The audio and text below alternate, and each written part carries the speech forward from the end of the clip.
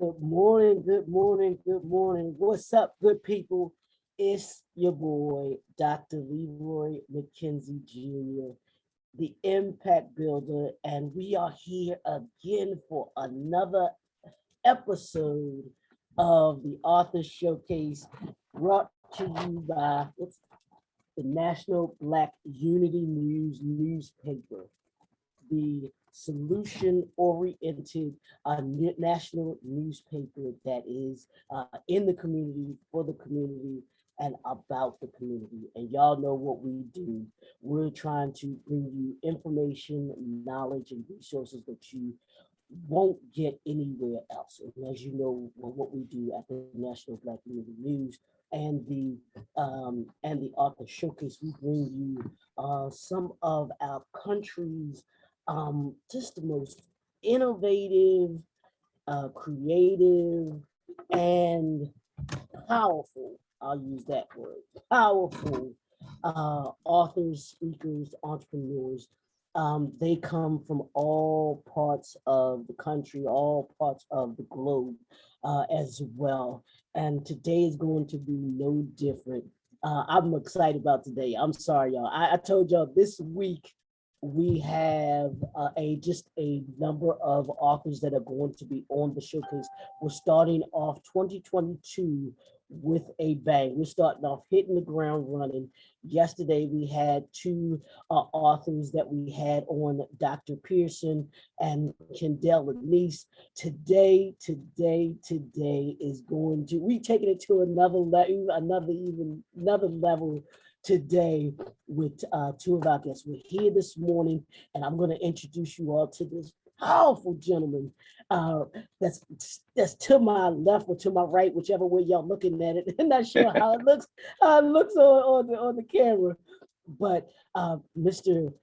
Robert L. Wallace. And then this evening, join me again at 6 o'clock, where I'm going to be joined by Miss Tanya Lewis, and we're going to talk about customer service. And that's something I'm a bend this gentleman's ear about too, because I know he knows a thing or two about running businesses. So we're going to talk about that today too. But I'm just excited about what's going to happen today. So I hope that you all, that if you joined in, share it, talk about it, because these are going to be conversations, I believe, that are going to not only enlighten you, but empower you and impact you, because y'all know that's what my aim is, and my goal, my assignment, as I always tell y'all, is to make you better by the end of the year than you were at the beginning of the year.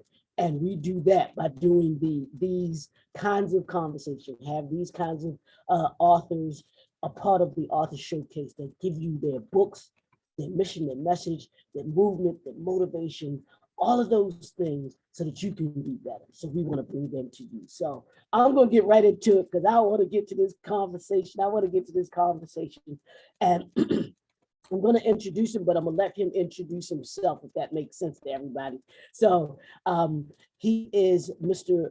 Robert Wallace, but I want him to introduce himself and to talk to us and tell us just a little bit about who he is and what he does, and what he and who he is and what he does. So, Mr. Wallace, I want to thank you.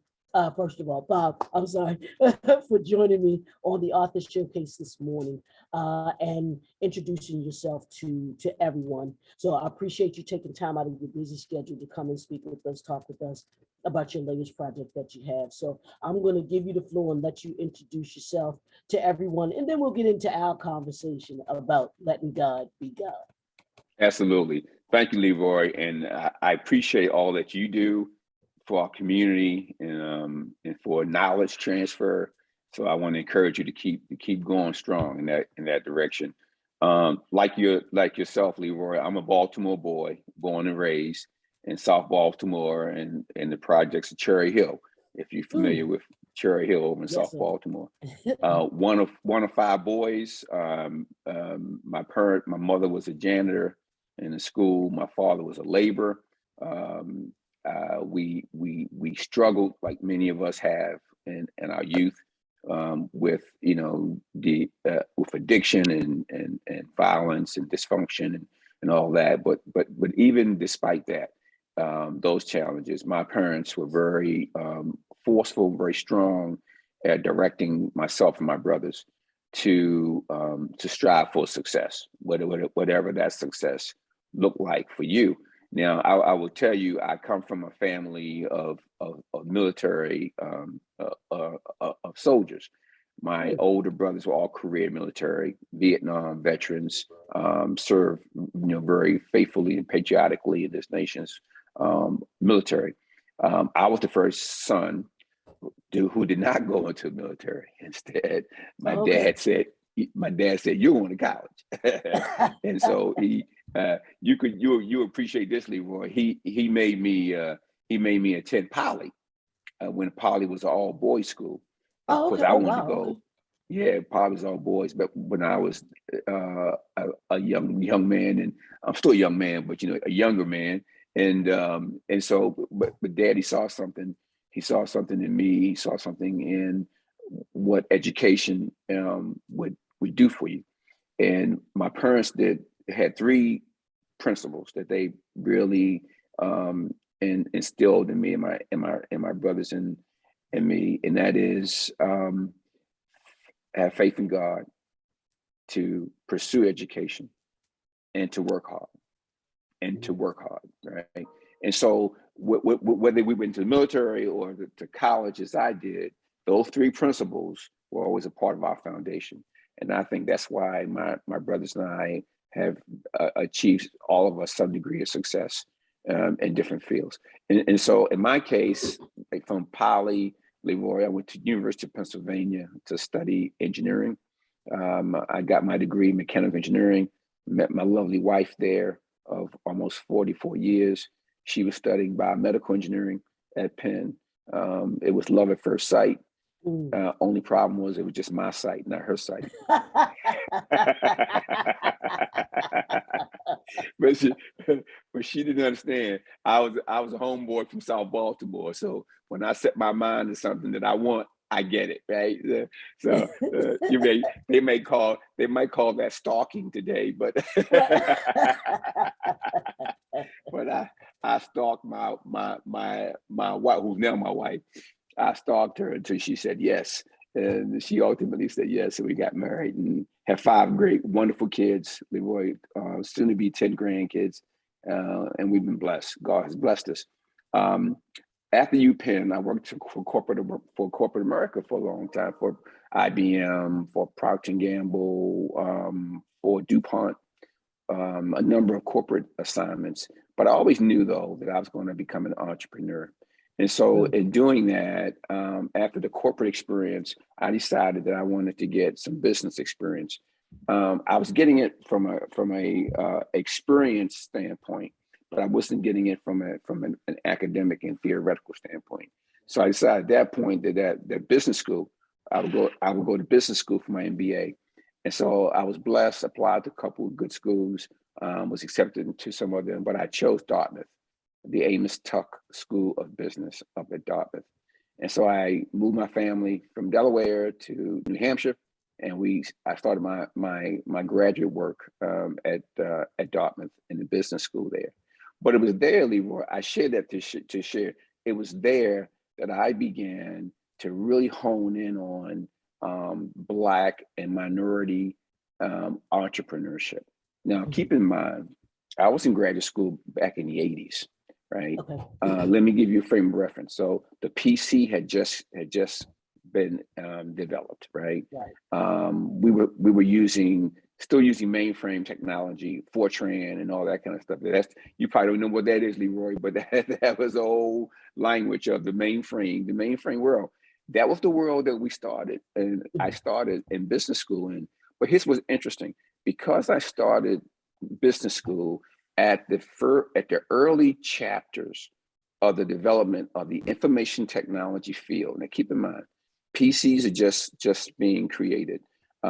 Software for microcomputers just being created. So we were having people come through the business school who were the pioneers, the Bill Gateses, the Mitch Kapoors of Lotus 1-2-3, Microsoft, Oracle, or all these tech pioneers were coming through the business school talking to us.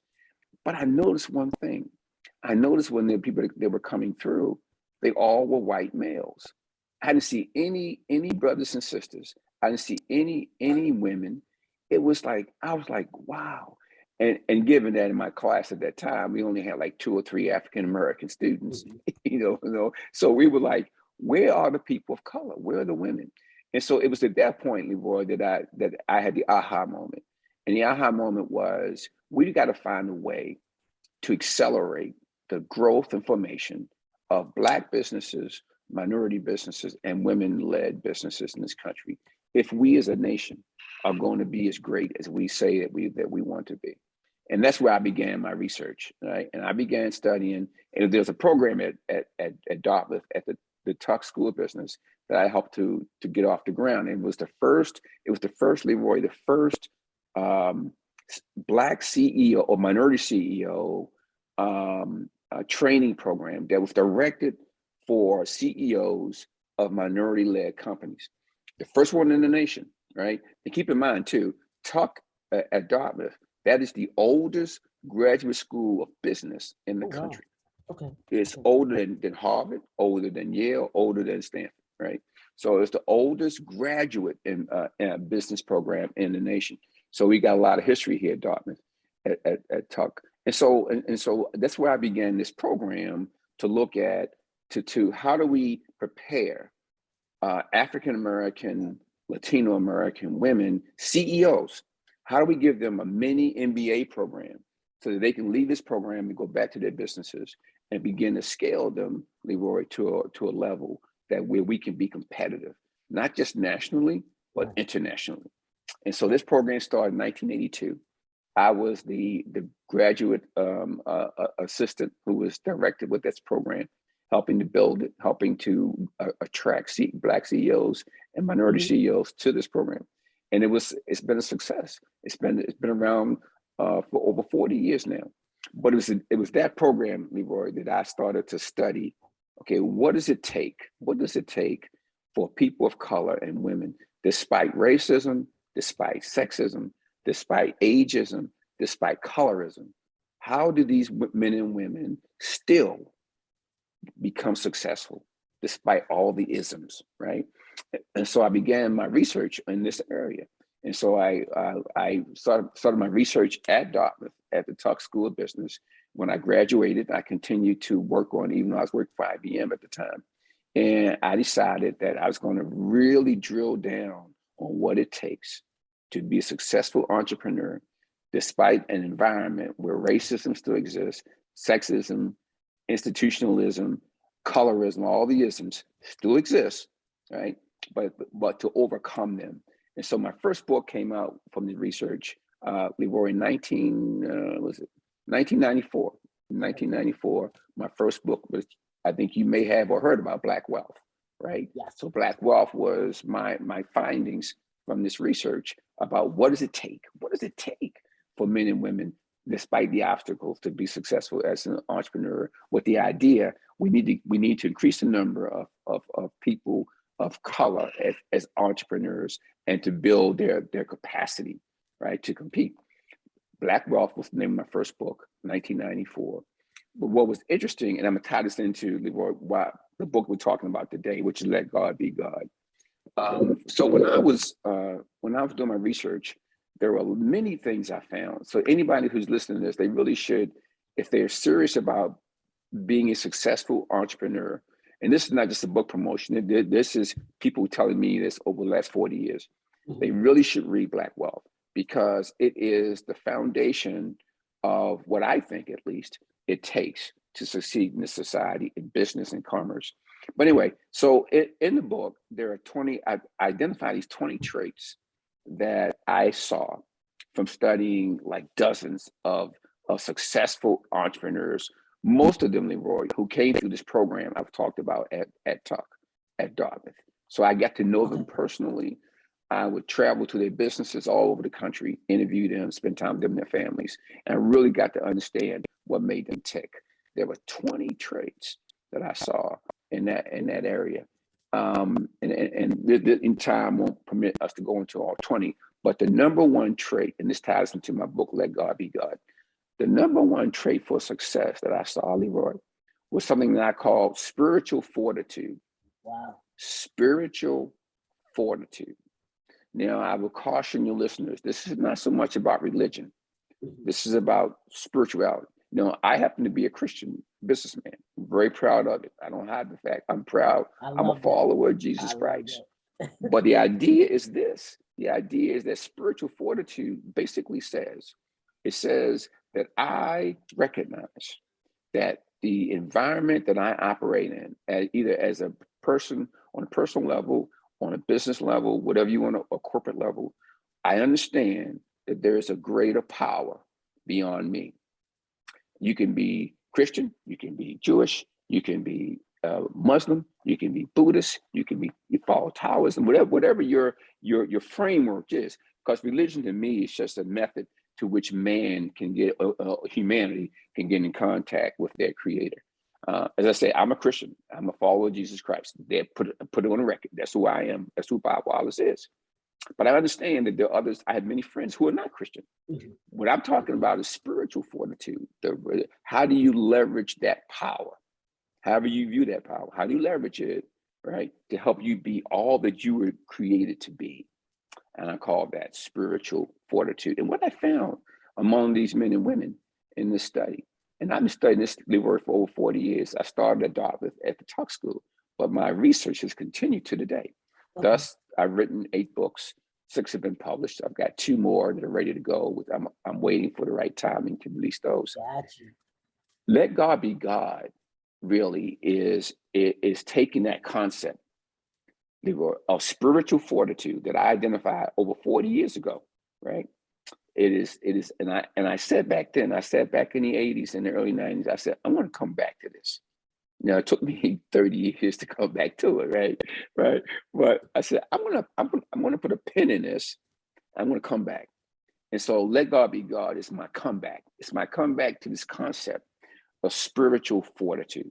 And what I believe and what I've tried to do and let God be God is taking this concept of spiritual fortitude and then drilling down into it, Leroy, and extrapolating what I think are the key points, right? Now, the book does have, Let God Be God. It does have a spiritual framework because I discuss these issues, this matter, from the standpoint of being a Christian. Mm-hmm. So, but if you take out the Christian part and put in the Muslim part or the Jewish part or the Buddhist part, I believe that the essence of what I'm saying can apply to a broad array of people. But I do, just, newsflash, it is written from a Christian perspective. And so I talk about, what does it take? What does it take? What does it take if you could leverage the power of the greatest force in the universe? How would that change your life, Leroy? How would that change your business? How would it change your family? And what I suggest, my hypothesis is that many of us leave opportunities and blessings on the table because we don't let God be God. We try to be God, right? And then what I mean by we want to be God. Whenever you think you're in full control, whenever you think you don't need anybody to help you, whenever you think you got it all figured out and you know which way to go every moment, okay, then you become a God, right? What I'm suggesting to people is, okay, step back a minute, take a deep breath, and let God be God. Let him direct you and show you and lead your path in such a way that when he blesses you beyond your imagination, it's going to blow your mind. It's going to blow your mind. And all I'm trying to do with Let God Be God, Leroy, is provide a framework. It's a framework that I have observed in my studies, but also in my personal life, right? That I think will help people by letting God be God. Then they will say, as the subtitle says, that this power will not only disrupt your world and your life, but the entire world. And if there's ever a time, Leroy, that the world needs men and women who let God be God in their life, that time is now. I've never seen, I've lived many decades, Leroy. I've seen many things from the civil rights movement to the assassination of Malcolm, John Kennedy, Bobby Kennedy, Dr. King. I mean, Vietnam, the gas crisis, the energy crisis, Persian Gulf 1, 2, and 3. I mean, I've seen it all. I've never seen a time like this, Leroy. And if there's ever a time that this country, the world, humanity needs men and women to stand up and let God be God in their lives, that time is now. That is so true. I mean, and not just in the context of everything that you just said, it's just that's powerful. And hopefully people got what you just said, that when we step back and we allow God to be who he is, he'll Right. direct the path. He'll take Right. us where he wants us wants us to go and get there. Sometimes I think, and I think, sometimes those of us that are Christians, we have a very hard time of letting go, because Yes, sir. I think we have this essence of always wanting to be in control and Yes. control what happens. I'm guilty. Me too. We just really are, because the unknown is just that to us, and Yes. we're always apprehensive about the unknown. So that's powerful. I want to ask you this: a couple of things that you talked about. Where did you? And I hear it in what you're saying. One, where did you get your passion for writing? Where did that come from? Because what made you think? I know you said you did the research, but what was that thing to you that made you say, you know what, I need to put what I'm thinking and the ideas into something that will last beyond me? What was that? Where did that come from? Absolutely. That's a great question, Leroy. And I would tell you, and I'll tell listeners, so I never had a desire to be a writer or be an author. Okay, first of all, that was not, how some people say, well, ever since I was a kid, I wanted to be an author, writer. That was not Bob Wallace. Okay. I was hooked on being an engineer, right? Okay. I was always good at math and science, Leroy. I was always good at creating stuff, and with numbers and mathematics. And that was who Bob Wallace was and is. And so I never had a desire. But what I do have a desire for, Leroy, is problem solving. And that's a typical engineer. What we do as engineers, we solve problems. And we're trained and conditioned on how to solve problems. And so one of the problems I saw back in 1980, 81, 82, 40 years ago, is I saw, as I mentioned before, that our society, which is based upon capitalism, was not inclusive of people that look like you and I and your audience. Was not inclusive of women. And I said that has to change. So that was the problem. And so being an engineer, I said, let me do my research and see, well, why is that a problem? Why is it the way it is? And then what can we do to fix it, to resolve it? And so as I began to go my engineering approach, right, to problem solving, one of the things, one of my clients is Toyota Motor Company, and great company. We, as a company, have standardized on Toyota trucks. When we buy trucks, we buy Toyota trucks. But anyway, they're one of my clients, and one of the methodologies that they use is something called the 5 whys. The 5 whys. Why? WHY. Why? In other words, Leroy, when there's a problem, you ask the question 5 times. Why? Why is this a problem? Why is this happening? And as you go through the iteration of the 5 why, you get down to the root cause of why a problem exists. So versus dealing with the circumstances around the problem, you get to the root cause. So my attempt in writing and research was to get to the root cause of why Black folks and brown folks and women folks are not involved in the capitalistic system of our nation. And that's where I got to my solutions. I began then, okay, now that I understand the problem, let me then bring some solutions. And that's how I got started. And in the process of doing that, Leroy, it just turned out that documenting, which we do as engineers, analyzing is what we do as engineers, and then documenting what we do as engineers turned out to be writing, turned out to be publishing. And that's how I got started, Leroy, on that journey. Wow. Wow. Now you said you've written 8 books. Yes, sir. So I want to ask you this. With you writing 8 books, what's the one word that you would use to describe your writing or your writing style? Hmm. That's a good question. That's a great question. I'm going to say the one word I would use in my writing, um, because when you read my books, you'll be able to tell kind of that I'm an engineer, right? So I think the word I would use, Leroy, is intentionality. Okay, I like that. Intentionality.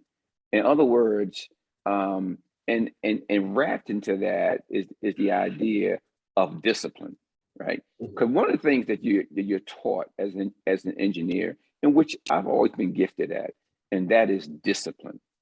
So if I set my mind to something, Leroy, I can be so intentional with achieving that which I set my mind to, and I can be, and part of that intentionality is driven by my discipline.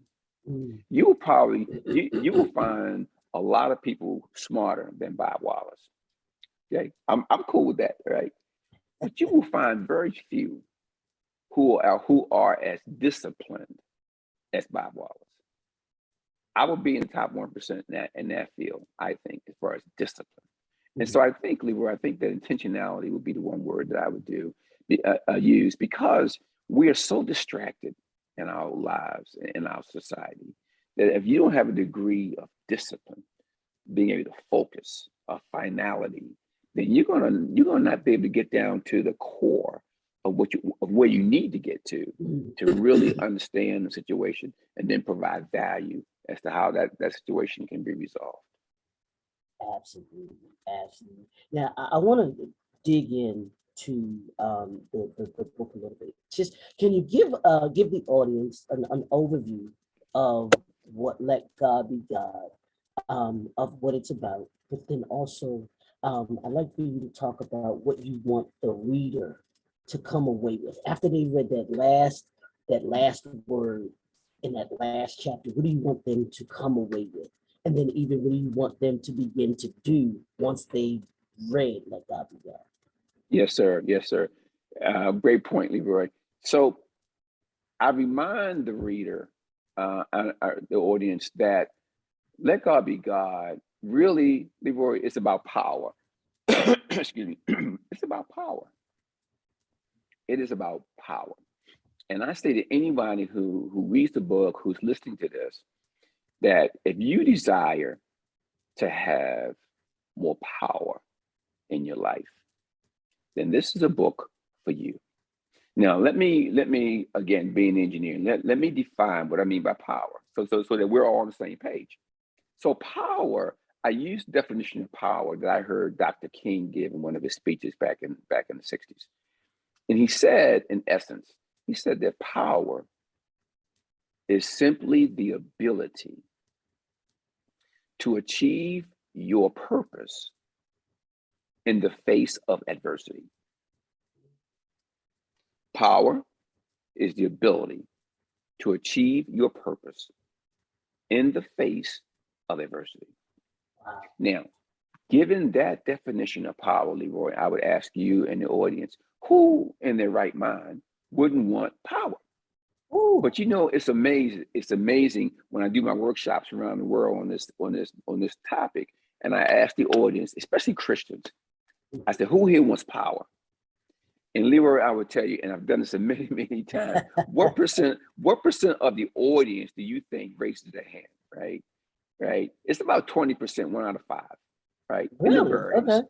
Yeah, Okay. 1 out of 5. I mean, because we've been conditioned to think that anybody who wants power is a bad person, Mhm, right? Is mhm, an ungodly person, right, right? right, right. And I'm trying to shift that paradigm with the reader. Say, look, given that definition that Dr. King gave over 40 years ago, would you want power? And then when I define power, then all hands go up. They say, Yeah, yeah, right, okay, Bob, right. that makes sense. But there's a natural resistance, especially among Christian folk, especially Christian Black folk. right? Mhm. That when you say power, they get Yeah. nervous. When you say money, they get nervous. When you say wealth creation, they get nervous, right? As if that's something evil and bad in its essence. And that is just not the truth. That's why I wrote the Sese principles, but we'll come back to Sese. To where Sese, I talked about, I felt I had to write that book because I said, let me show you the principles in the Bible, right? That tell you and me that God's not against wealth. He's not against wealth creation for his people. Then you got to do it in the context of his purpose for you and his Mhm. kingdom. But wealth is not bad. It's Right. not in essence bad. Wait, I digress. So the idea here is that book here, Let God Be God. It's about power.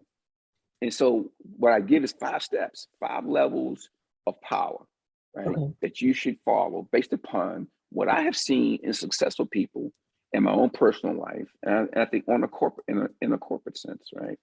Five levels, 5 processes. What are they, right? The first one I talk about, the first level, Leroy, is presence, the power of presence, right? Now, what I mean by that, presence, I say presence on a vertical level between you and God, and then presence on a horizontal level between you and humanity, right? So we start with the vertical presence, you and God. You got to get to a point where you understand and believe, not just intellectually, but spiritually, that you believe that God has a purpose for you and I.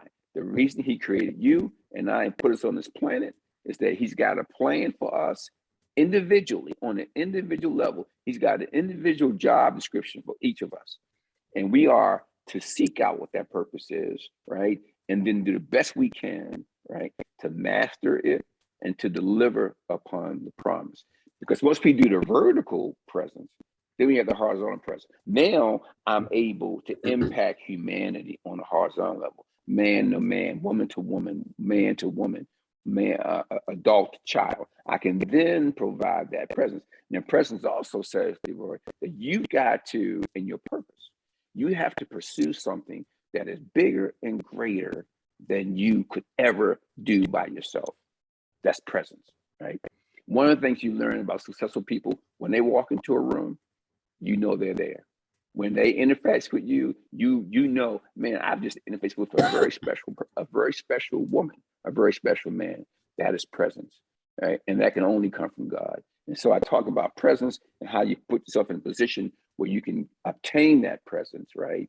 Because now you got this presence, you've got this goal, this ambition or ambitions that are so much bigger than you that when it happens, then when you if you follow the process, then God will get the honor and the glory, right? And his kingdom will expand, and that men and women will be impacted and saved. And then we'll see the world be a better place, right? Using God's power to disrupt the world, to disrupt this craziness that we find ourselves in. So that's the first level of presence. The second level is the level of ownership, Leroy, of ownership. One thing I really have written about and have lectured on is this idea of ownership. In other words, you and I, we own our lives. We own our success. We own our failure. We own everything that happens to us. Now, usually when I say that, I get in the audience silence, right? People like, wait a minute, what about racism? What about sexism? What about classism? What about ageism? What about colorism? Well, wait a minute, Bob. And I say, brothers and sisters, beloved, all that's true. Yes, all that's real. I get as a Black man in America who's lived long as I've lived. Yep, you are right. Those things are real. But this is what I'm saying to you.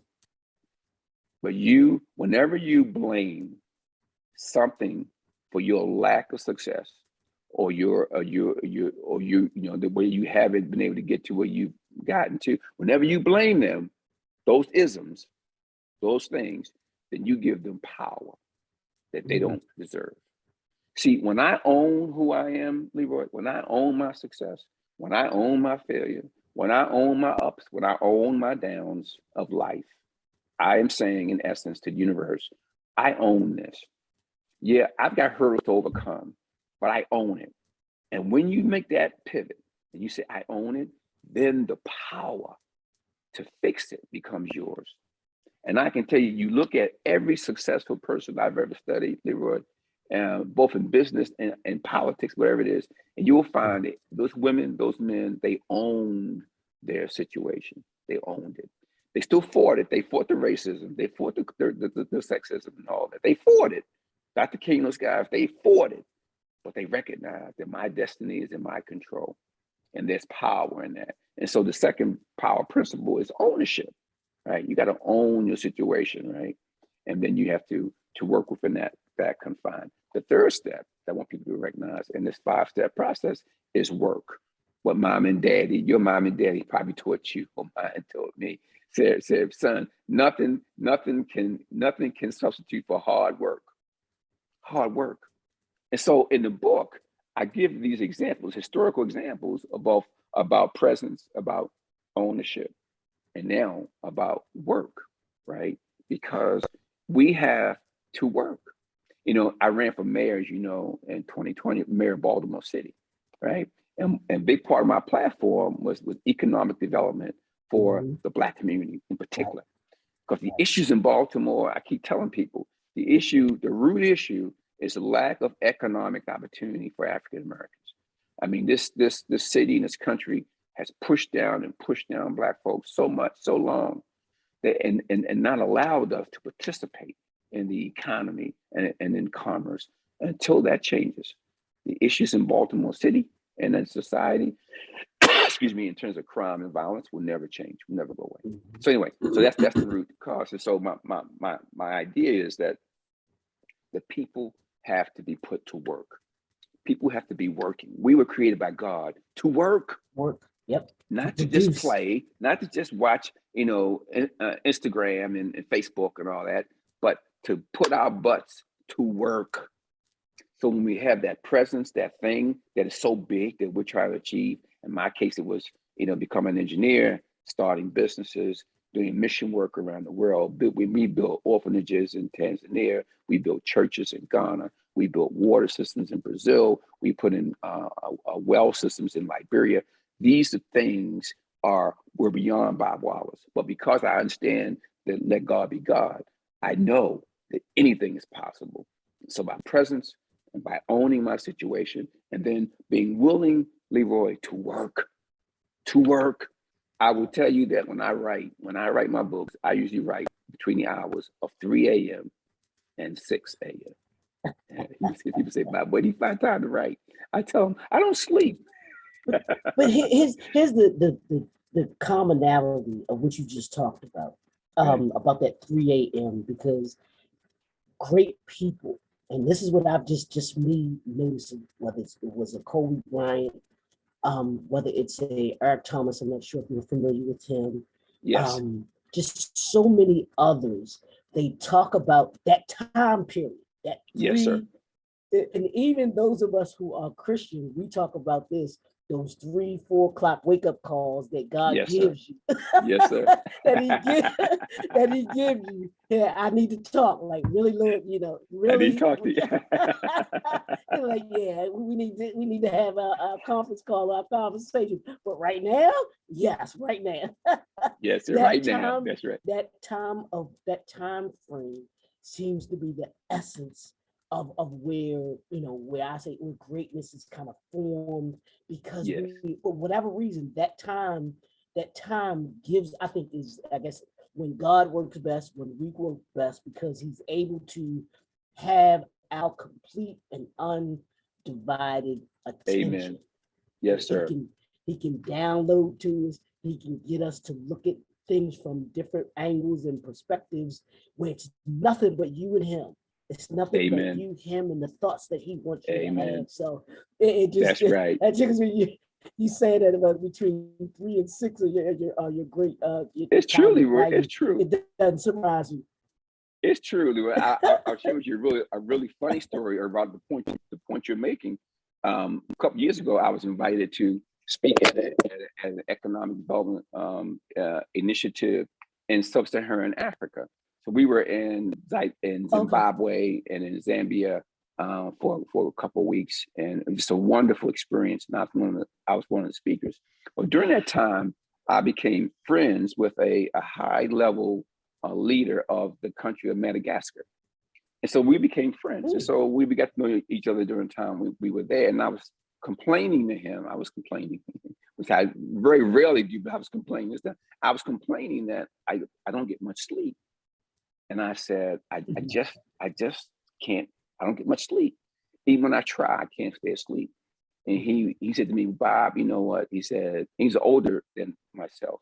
He said, Bob, I tell you, he said, I've been around a long time and I've come across men and women like you, right? I said, what do you mean by that? He said, there are men and women that God has created that he has allowed them to get a lot done on a little bit of sleep, on little sleep.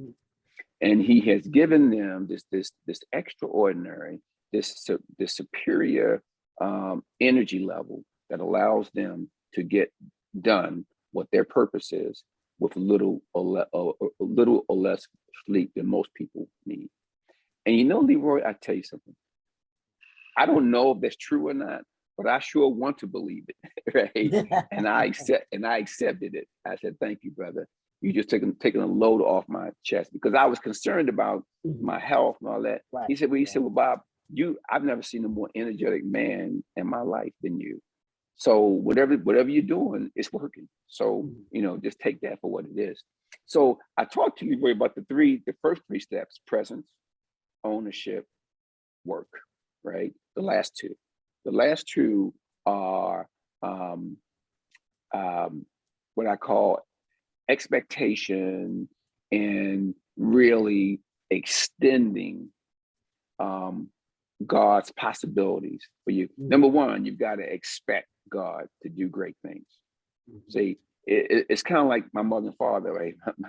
My father would sometimes hold back,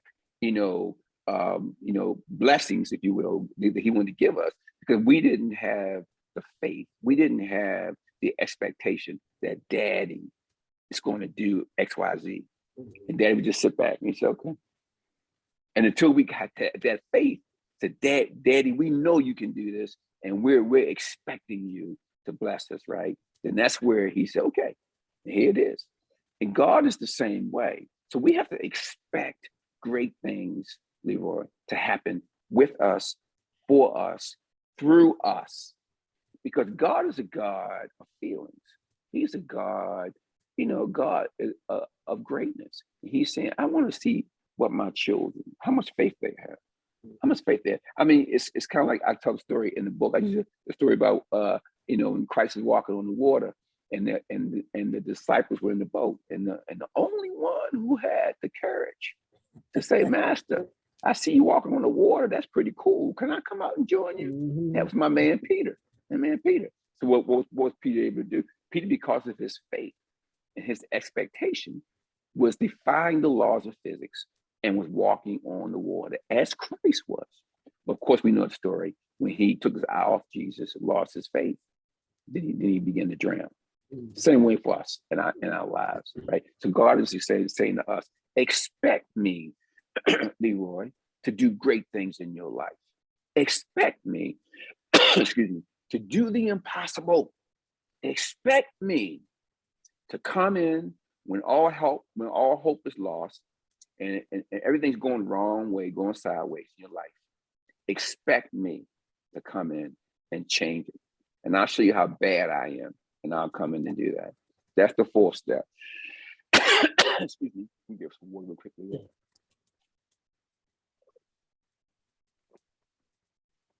God says, expect me that I will extend myself beyond what you can think, believe, or conceive. The last step is resolve.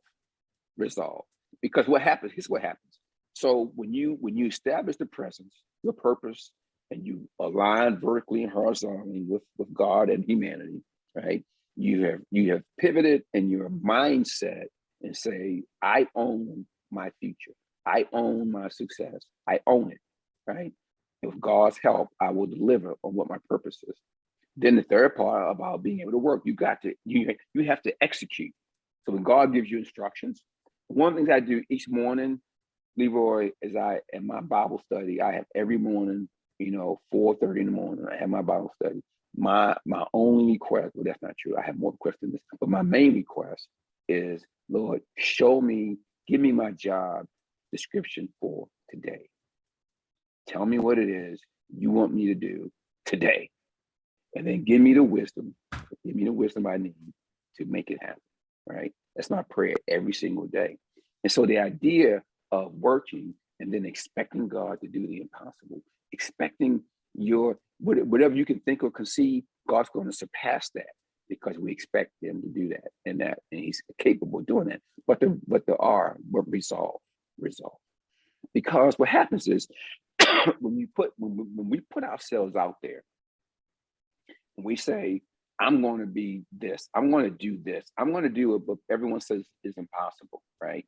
Then what happens is the enemy comes against you. The enemy comes against you and tells you all the reasons why you can't do it, tells you all the reasons why it won't work.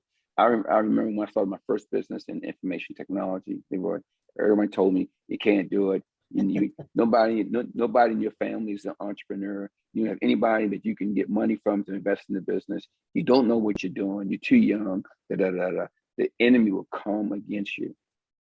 The resolve is important because you got to be able to withstand that resistance. You got to be able to withstand it, because what happens is as the battle ensues and the enemy comes against you, if you can stand your ground, then God will say, okay, now I can come in, because now I can show off. This is God. Now I can show off because I'll come in now, which seems to be an impossible situation, and I have let you become victorious. And thereby God gets all the glory and all the honor if we're careful.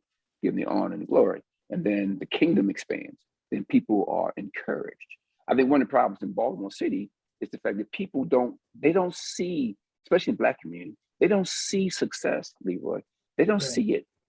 They don't experience it. They don't live it. And so all they know is the depravity, the dysfunction, the hopelessness, the helplessness. That's all they see. Those of us who follow these steps and who recognize we have a purpose, we got to stand our ground. And one thing I learned in Cherry Hill, and my young days, when I was a little hellion, right? We learned when necessary how to stand our ground, because great things can happen if you learn and know how to stand your ground. Resolve. And so what I'm saying to people and readers here is that if you follow these 5 steps, I believe, as I have learned in my own personal life, and I'm living when I'm preaching here, Leroy, I'm living it, right? If you do these steps and you do them consistently, man, you'll be amazed. Let God be God, and you will see his power disrupt. I use that term intentionally. You will see him disrupt, because when we disrupt, see, we all of us have a path we think we're following, and what God will say, when you let God be God, he gonna come in. I'm telling you now, and newsflash, he's going to disrupt your plan. He's going to disrupt your path.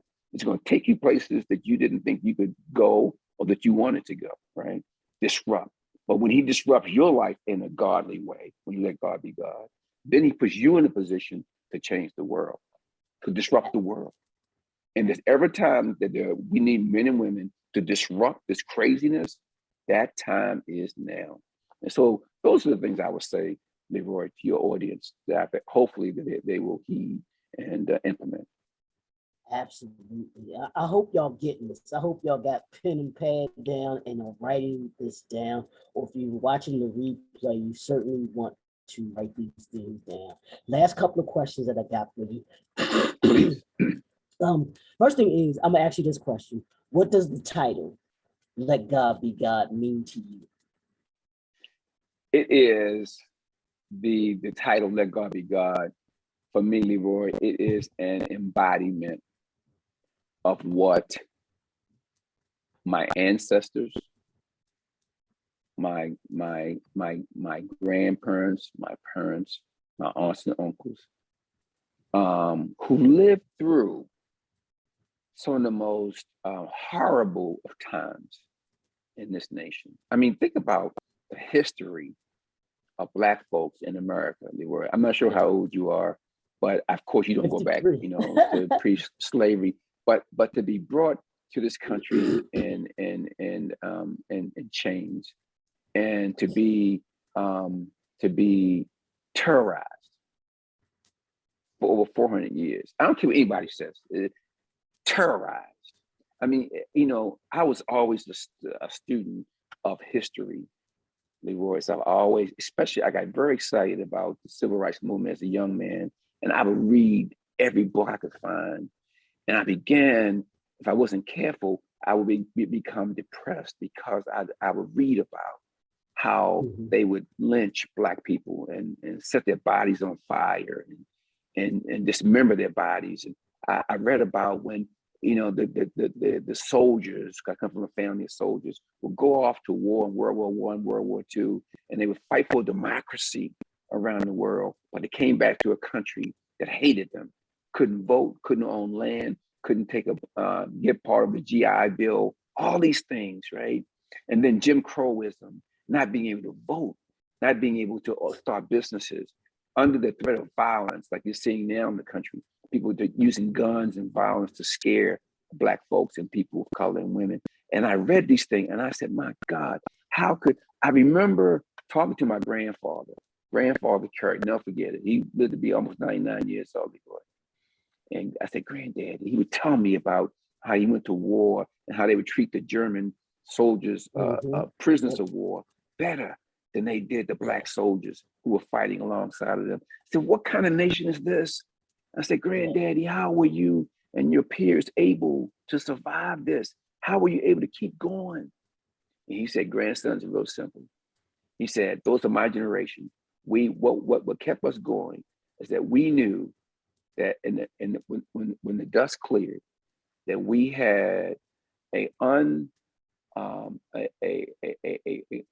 unending bond with an eternal power.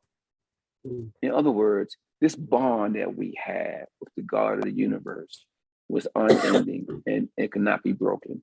And that was what sustained us through these dark, dark days. And so the reason I came up with that title, Leroy, Let God Be God, is because I bet you in your lineage, in your ancestors, my ancestors, the reason that Black people and people who have been oppressed are still here today, I believe, is that somewhere along the way, Leroy, they let God be God. They let God, even though what they were seeing in their physical reality was so horrible and terrible, they learned to let God be God because their belief that one day my future will be better than my present. And that's the power of letting God be God. I love that. I love that. Now, what's next for you? I know you are an entrepreneur. You are a forward thinker. So I know you're always working on something. So what's next for Mr. Bob Wallace?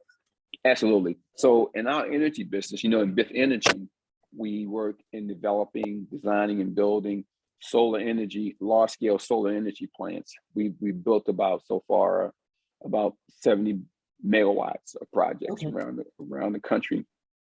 We just did our first international deal with my son over in British Virgin Islands, putting in 2 solar plants there. So what we're doing now in our energy business is we're raising a $250 million fund that will allow us to build community solar projects around the world, particularly around the Mid-Atlantic area of the US. And what's community solar? Community solar is where you allow the benefits of renewable energy like solar and wind, well, in this case it's solar, when you allow those benefits to accrue to low and moderate income communities.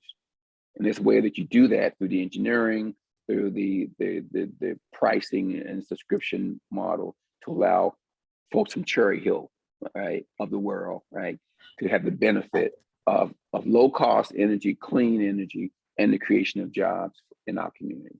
So we're spending a lot of time on that in that business. We're doing things in electric vehicle charging systems. That's going to be big in our country. We're looking at stuff we're doing at using artificial intelligence and virtual reality to train the next generation of energy workers, right? In solar and in wind. So we're excited about that as well. I wish we had more time because I've said this, and Ms. Wallace, you can really quickly, but I've always said that America will not be able to be back where it needs to be until we start producing again. We don't make it. Yes, sir. But I think one of the keys to what we can produce is exactly where you are, which is energy, solar. That puts Agreed. people to work. That Agreed. puts people to work, which in essence goes into everything that you talked about with the economy, with the economics. That goes from someone in Cherry Hill all the way to someone in Bolton Hill, whatever. Yes, sir. It encompasses all of those, and I wish that we get it. You get it because you're doing it. But I wish we had more time to talk about that and the business aspect of it. So I think that's wonderful. I think that's great what it is that you're doing from that perspective and moving us forward in all of that. So we are, okay. just so you know, I mean, we are looking at a model where we could potentially do manufacturing of solar cells, solar panels in Right. Baltimore and in the Baltimore region. Because you are totally right? And we've allowed the Chinese to take that a major part of our manufacturing capability because it's cheaper, which makes sense. I get that.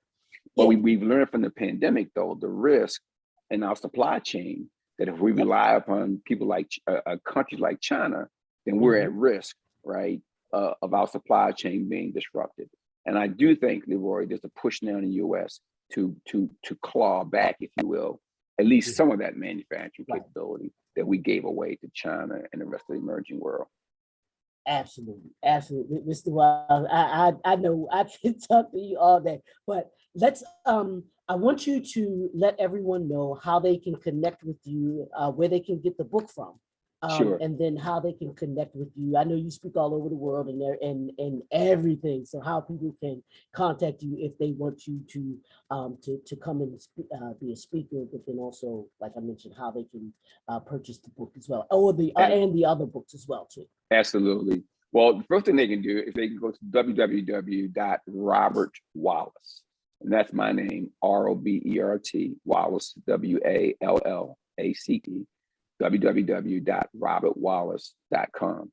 They can also, as far as getting the book, they can also go to Amazon.com through Amazon, and I believe Barnes and Nobles, BNN.com. And they can call my assistant. Kim Campbell, she manages all of my efforts. You met Kim, and she thinks the world of you, by the way. So thank you so much for whatever you've done. She thinks the world of you. And I think that we. I think we lost him. Hopefully, he can come back. I'm gonna give him a second so he can give back his contact information.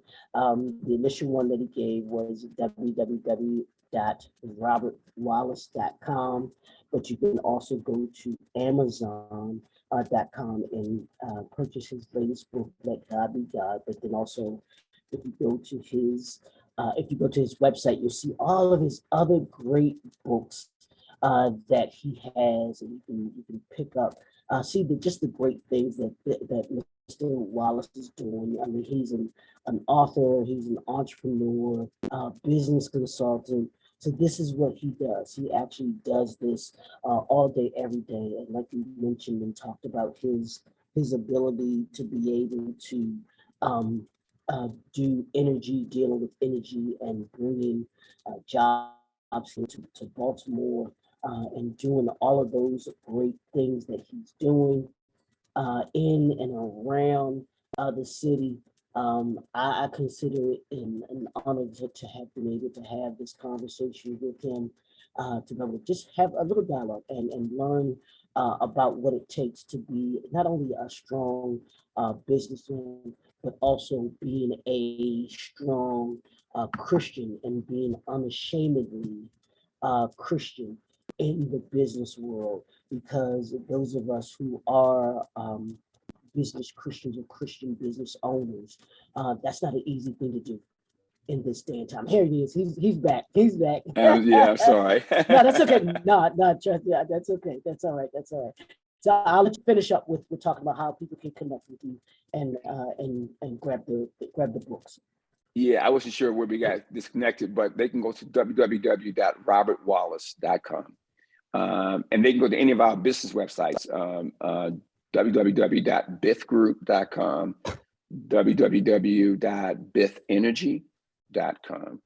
And all of them are connected, so you can get to us and from many different ways. My assistant is Kim Campbell, who I think you've met. I mentioned she thinks highly of you, and I appreciate that. And her number is 443-864-8698. She's in downtown Baltimore and would love to talk to people and connect with people. Absolutely. So if you're an entrepreneur, if you're an aspiring entrepreneur, these books, and I'm gonna say books just like that because I want you to get all 8 of them, all 8 of them. These are books that you have to have, you must have in your library, because these books, I promise you, they'll give you knowledge, information, and resources that will make you better. As I mentioned before, my assignment is to always make you better. Amen. After the encounter that you had with me or my business or anything that I do than you were before. Because Mr. Wallace, my company, J&F Enterprises, stands for Jesus Never Fails. Oh, really? Oh, yes. fantastic. When I did it, when I was looking at my business or my company really quickly, the thing that I looked at was the ministry of Jesus. And everybody, except for 2 people that I can recall in the Bible, that he made their lives better after they had the encounter with him than they did before they were with him, was the gentleman that said, when he asked, what must I do to be saved?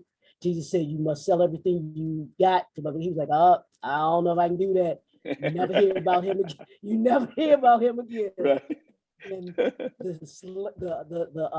thief that was on the other side, was on the other side of the cross, that said, well, if you're Jesus and you say who you say you are, then get us down from here.